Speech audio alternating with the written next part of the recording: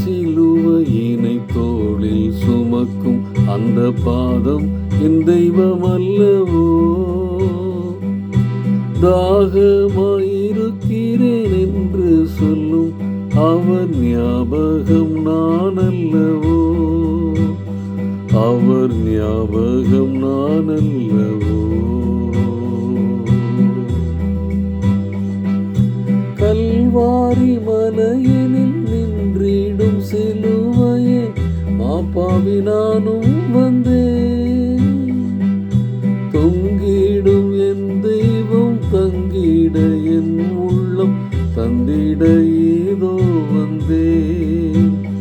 நேசர் தங்கிட ஏதோ வந்தேன். பாரச்சிலுவையினை தோளில் சுமக்கும் அந்த பாதம் என் தெய்வம் அல்லவோ.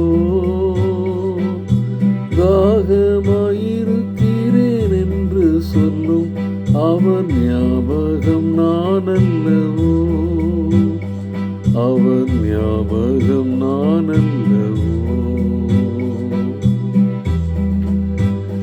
டியர் ஃப்ரெண்ட்ஸ், அன்பின் வாழ்த்துக்கள். ஆண்டவரும் இரட்சகருமாகிய இயேசு கிறிஸ்துவின் இனிய நாமத்திலே உங்களை வாழ்த்துகிறேன். அதிகமாக ஆண்டவருடைய அன்பை ருசித்து பார்க்கிற ஒரு காலம் இந்த தபசு காலம். அதிலே பிரதானமாக நாம் நோக்க வேண்டியது கல்வாரி சிலுவையை தான். உலகத்தையே நோக்கி பார்த்து கொண்டிருந்த நமக்கு ஆண்டவர் ஒரு பார்வையை மாற்ற சொல்லுகிறார்.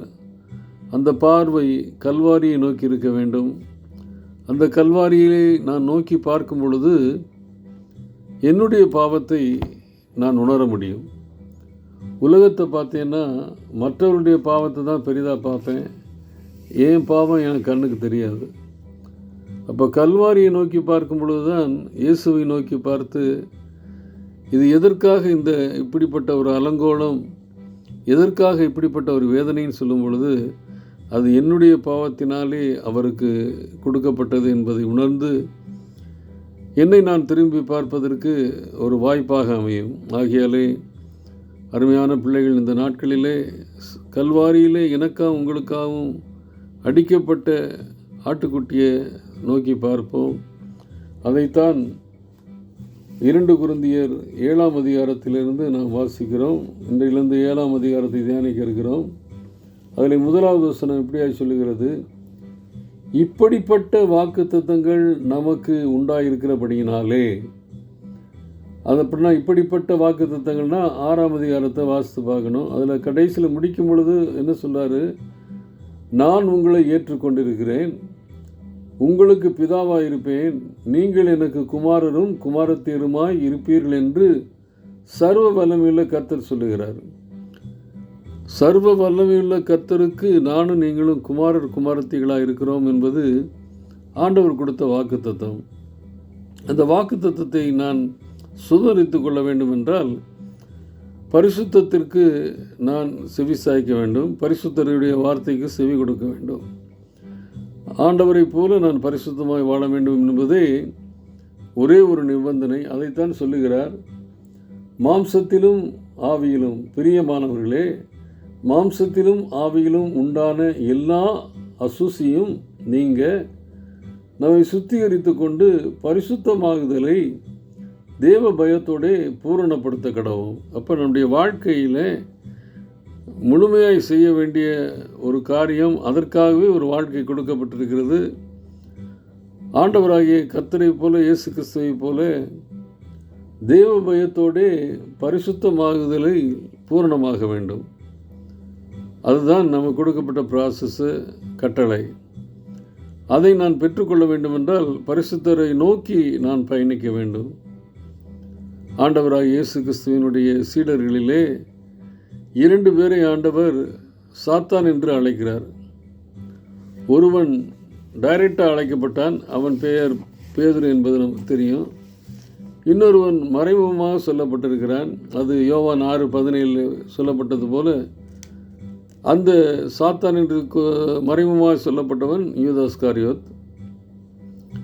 பிற்காலத்தில் பார்க்கும் பொழுது பேதுரு செயின்ட்டாக மாறிட்டார், யூதாஸோ சூசைட் பண்ணிட்டான்.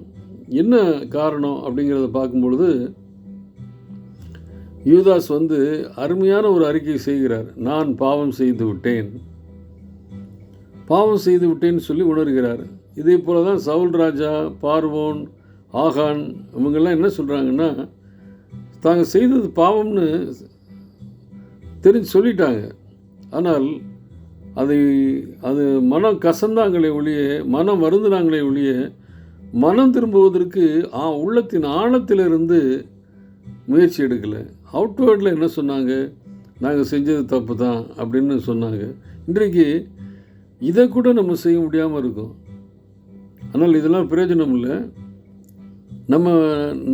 நாம் செய்தது தவறு அப்படிங்கிறத கூட ஏற்றுக்கொள்ள முடியலை.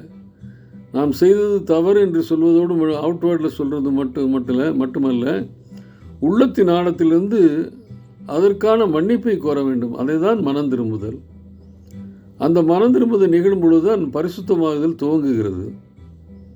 மனம் திரும்பாமல் பரிசுத்த பாதையில் நடப்பது என்பது இயலாத காரியம். அன்றைக்கு நடந்தது என்ன? பேதுரு தனிமையிலே போய், அந்த லூக்கா 22ஆம் அதிகாரத்தில் வாசிக்கும் பொழுது, தனிமையிலே போய் மனம் கசந்து அழுதான். விளைவு அவன் மனம் திரும்பினான், செயிண்டாக மாறினான். யூதாஸ் காரியத்தை பாவம் செய்து விட்டேன்னு சொன்னான். ஆனால் ஆண்டவருடைய பாதத்தில் போகாமல் பிரதான ஆசாரிகள் பாதத்துக்கு போனான். மனம் திரும்பலை. விளைவு பரிதாபமாக மரித்து போனான். பேதுரு செய்தது மிகப்பெரிய பாவம். அதை நம்ம எப்படி கம்பேர் பண்ணணும்? மணவாளன், மணவாட்டி. ஆண்டவராக இயேசு கிறிஸ்து மணவாளன், மணவாட்டி பேதுரு. கேட்குறாங்க, மணவாளனை தெரியுமான்னு கேட்குறாங்க. ஒரு மனைவி கணவனை தெரியலைன்னு சொன்னால் இவ்வளவு தவறான பாவம். பேதுரு மணவாட்டி மணவாளனாக இயேசு கிறிஸ்துவை எனக்கு தெரியவே தெரியாதுன்னு சொல்லி சொன்னான். ஆனாலும் ஆண்டவர் பாதத்தில் அமர்ந்து மனம் கசந்து அழுது மனம் திரும்புதலை பெற்றுக்கொண்டு அவன் ஒரு பரிசுத்தவானாக மாறினான். இன்றைக்கு எனக்கும் உங்களுக்கும் ஆண்டவர் கொடுக்குற ஒரு அறிவுகள் என்னென்னா, நான் வாக்குத்தத்தம் பண்ணியிருக்கிறேன், நீ பிள்ளை, குமாரன், குமாரத்தின்னு. அதை பெற்றுக்கொள்ளணும்னா பரிசுத்தத்திலே பூரணமாக வேண்டும். அதை தெய்வ பயத்தோடு செய்யணும். மற்றவர்களை பார்த்து குற்றவாளி என்று சொல்வதை காட்டிலும் என்னை கல்வாரியை பார்த்து நான் குற்றவாளி என்பதை உணர்ந்து அந்த கன்விக்ஷனை பெற்றுக்கொண்டு கன்வர்ஷனில், அதை ரிப்பண்டன்ஸில் வளருவதற்கு பெற்றுக்கொள்வதற்கு ஆண்டவர் கிருபை செய்வாராக. அப்படிப்பட்ட ஒரு மனம் திரும்புதலை பெற்றுக்கொண்டு பரிசுத்தமாய் வாழ, அதிலே பூரணப்பட கர்த்தர் தாமே நமக்கு கிருபை பாராட்டுவாராக. ஆமேன்.